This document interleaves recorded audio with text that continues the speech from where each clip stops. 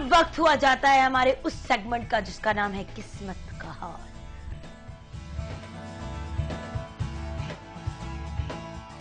और हम वापस आ गए। आपने क्या सोचा था हम एक बहुत लंबी सी आपको कुछ चीज दिखाएंगे? सिर्फ हमने आपको दिखाना था कि हम किस्मत का हाल लिखते कैसे हैं। अब हमारी मुलाकात होगी सादिया अरशद से। बहुत ही टैलेंटेड एस्ट्रोलॉजर हैं और मुझे ऐसे देख रही है, मुझे लग रहा है अभी जूता मेरी तरफ उड़ता हुआ आएगा। कैसी आप सादिया? बिल्कुल ठीक ठाक, अल्लाह का शुक्र।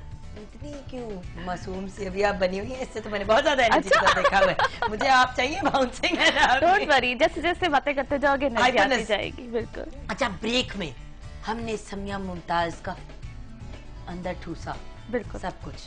तो सबसे पहले मैं इनसे पूछना चाहूंगी जो एक सवाल जो अक्सर व्यूअर्स कॉल करके भी पूछ रहे हैं, उसके बाद हम इनका जोशीनेस जानना चाहेंगे। तो आप मुझे बताइए समिया कि आप रोल सेलेक्ट करते हुए आपके जहन में क्या कंसिडरेशंस होते हैं? जैसे डैडी का कैरेक्टर आपने क्यों सिलेक्ट किया और वो किस किस्म का कैरेक्टर है?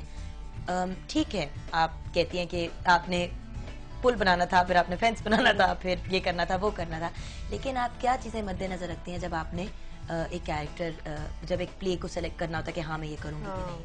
उसमें मुझे लगता है कि जो भी इस तरह का कैरेक्टर हो जो कि दूसरे लोग जिसके साथ रिलेट कर रहे हो, तो वो एक्टर जिस तरह से या कैरेक्टर जिस तरह से अपनी जिंदगी के फैसले लेता है, लोग भी उससे बहुत सारी चीजें सीख रहे होते हैं कह लें, या उसको देख के अपने फैसले भी करते हैं।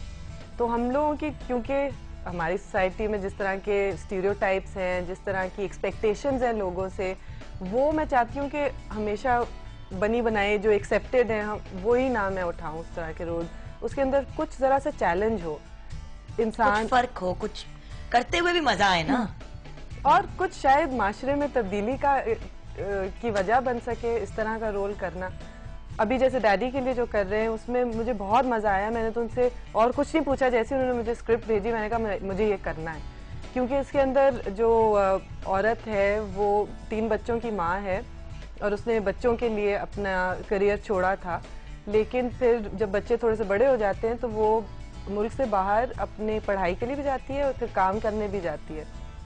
उसकी वजह से बाप को एक और नए रिलेशनशिप में बच्चों के साथ आना पड़ता है। उसको जो कि रिवायती तौर से माँ जो रोल करती है वो बाप को लेना पड़ता है। साजिद हसन कर रहे हैं ये रोल, बहुत अच्छी तरह उन्होंने, बहुत सेंसिटिवली उन्होंने किया है, क्योंकि उनको फिर बच्चों के साथ जो रिलेशनशिप, उनकी पूरा नया रिश्ता बना है उनका, वो असल में फॉर द नेम डैडी, हाँ कि उनकी डायनामिक बिल्कुल। और जो मेरा रोल है उसके अंदर भी मुझे बहुत मजा आया इस कहानी में, क्योंकि जो औरत है वो जाके कहीं और पढ़ने गई है, फैमिली को थोड़ी देर छोड़ के गई है, तो उसने रिग्रेट एंड में वो ये नहीं कहती हाय मैंने बड़ा बुरा फैसला किया, मैं सब कुछ छोड़ती हूँ, सिर्फ मेरा खानदान सबसे ज्यादा जरूरी है, मेरे बच्चों को मेरी जरूरत, ये सब नहीं था।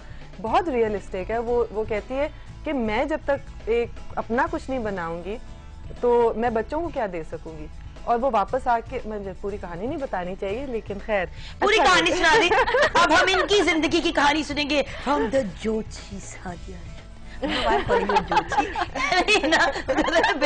लड़की की मर्द को हम डर्टी कर रहे हैं। अच्छा बताएं। हाँ, अच्छा, एज इनका जो डेट ऑफ बर्थ से जो नंबर 5 आपका बन रहा है और your moon sign is into Leo, so a very aggressive and a dominating person and very hard working person, and you love to do something like कुछ social work करना भी या कुछ इस तरह की कोई चीज़ करना।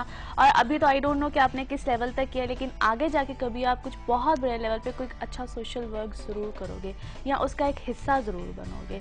और इसके अलावा by nature you are a very polite person, but sometimes on some issues कुछ ऐसा कहते हैं ना कि थोड़ा सा अड़ जाना या थोड़ा सा हो जाना कि फंसी हो जाना कि बस अगर ये मेरा ये पॉइंट ऑफ व्यू है तो आई एम राइट।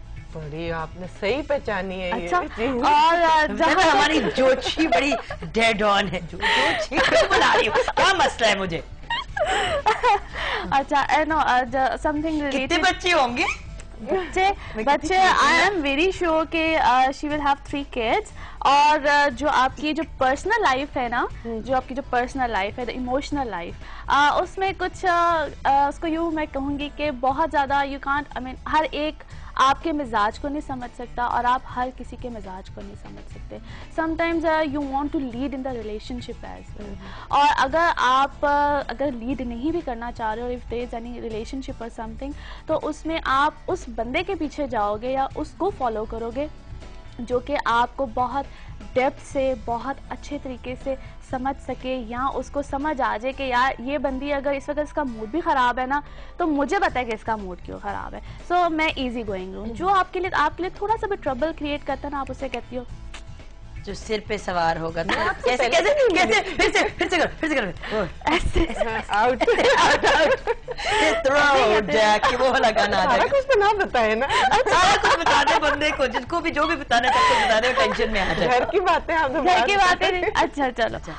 बाकी करियर हमें वापस करियर के चाहिए. हवाले से the things will be very perfect, very superb. मुझे ये बताओ कि कभी कुछ टाइम पीरियड आपने कहीं कुछ बाहर कुछ अरसे के लिए स्पेंड किया हुआ है और then you just came back, so due to some circumstances कभी भी आप बाहर जाओगे या बाहर जाके रहना चाहोगे for the long time period, you can't. I mean थोड़ा अरसा ही रहोगे and then you just come back. अब मैक्सिमम साल, 1.5 साल, 2 साल, इससे ज़्यादा नहीं, फिर then you just come back.